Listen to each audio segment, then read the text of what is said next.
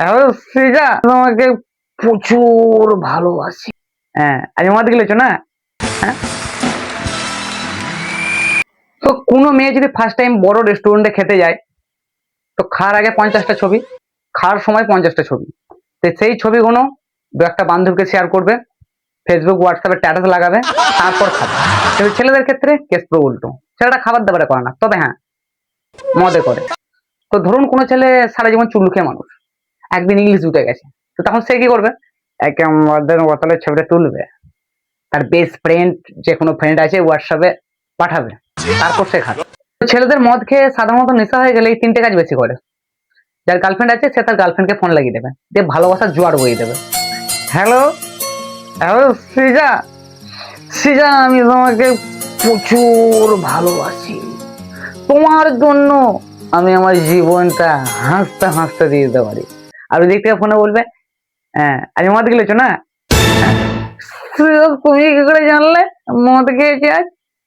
কারণ আমি সিজা নয়, সিজার মা বলছি। রাখ হারামজাদা ফোনটা। আর যাদের বেস্ট ফ্রেন্ড আছে তারা বেস্ট ফ্রেন্ডকে ফোন লাগিয়ে দেয়। ভাই, ভাই তুই বিদেশ যাওয়ার পর আমি একা হয়ে গেছি।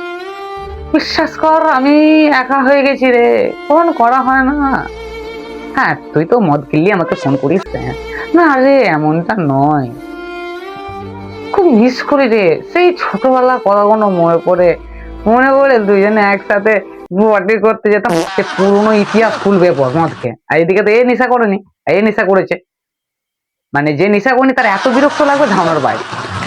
আর সব থেকে খারাপ লাগে যেই ছেলেগুলোর গার্লফ্রেন্ডও নাই আর একটা বেস্ট ফ্রেন্ডও নেই, তো সে সেই সময় কি করে নেশা ভাঙানোর জন্য? ফেসবুক খুলবে, মেসেঞ্জারে মারবে, দেখবে কে অনলাইন আছে। যেই দেখবে একটা মেয়ে অনলাইন, মারলো কল, ও কিন্তু ফোন কেটে দিচ্ছে, আবার করবে, ও কাটবে, আবার আবার করবে, যতক্ষণ না ওকে ব্লক করছে ও করেই যাবে। সকালবেলা উঠে তখন হ্যাঁ কি করেছি দেখি, ফোন করে দেখি, বাবা সরি বলার আগেই ও বলো। তো এইসব হয়।